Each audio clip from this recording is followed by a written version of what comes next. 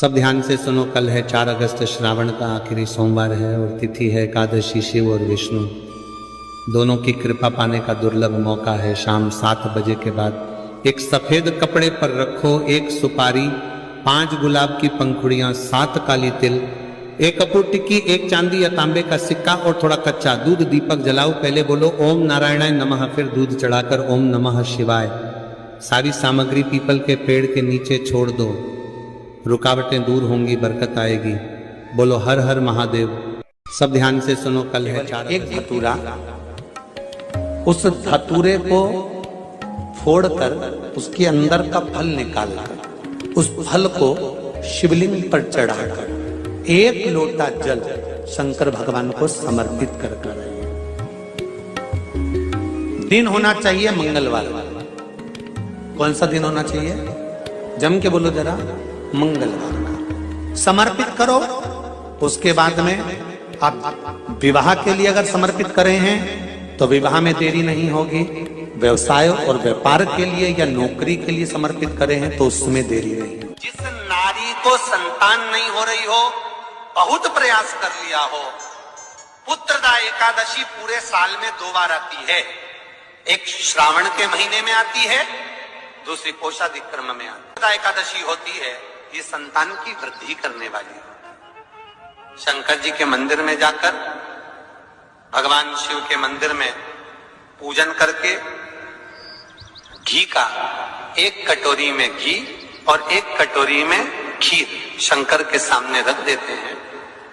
भगवान शंकर के मंदिर पर चौखट पर घी का दिया लगा देते हैं। शंकर जी की चढ़ी हुई 1 बेलपत्र साथ में रखें और 1 बेलपत्र को उठाकर शंकर जी के मंदिर की चौखट पे ही बैठकर चबा चबा कर खा लेते हैं।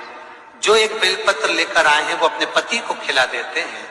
कहते हैं पुत्रदा एकादशी के दिन ये कर लेने पर संतान की प्राप्ति हो जाती है, पुत्र की प्राप्ति हो जाती है। और पानी वाला फल जब हाथ में देकर रक्षा सूत्र बांधती है बहन, तो भाई का भी घर भरा रहता है और बहन का भी घर भरा रहता है। भाई का भी घर भरा और बहन का भी। जिसमें जल भरा हो, जिसमें पानी भरा हो, वो श्रीफल होना चाहिए।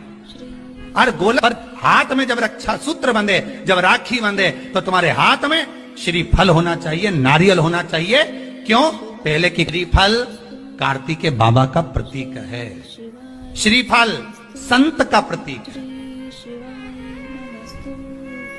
स्कंद का प्रतीक, फल की मूलता है। यहाँ नारियल का जो श्रीफल है उसकी मूलता। और कितनी सुंदर बात है, नारियल जो बहन भाई को देती है, श्रीफल हाथ भरा हुआ रखती है, भाई को बहन जब श्रीफल देती है तो भाई वही श्रीफल अपनी बहन को कुछ दक्षिणा अर्थात कुछ रुपया रखकर, कुछ भेंट रखकर, कुछ स्वरूप रखकर, जब बहन इतनी दूर से आई वही श्रीफल भाई फिर बहन को दे देता है। ये ले, तू ले जा, तू रख ले। पर बहन उस श्रीफल को लेकर नहीं जाती है। बहन क्या कहती है? नहीं नहीं, तुझे रखना पड़ेगा, तू रख।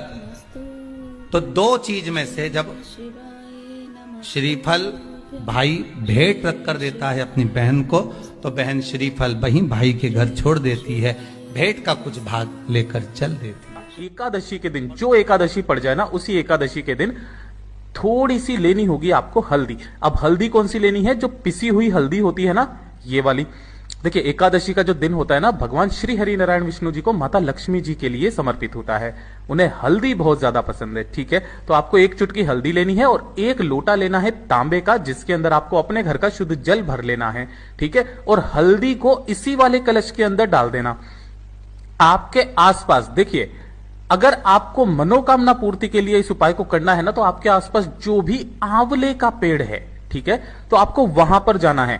अगर आपके पास आंवले का पेड़ नहीं है, तब आपको दूसरा ऑप्शन जो पूज्य गुरुजी ने बताया, वो बताया है शमी का पौधा। लेकिन कोशिश करना कि आंवले के पौधे के पास आप पहुंचे या पेड़ के पास पहुंचे।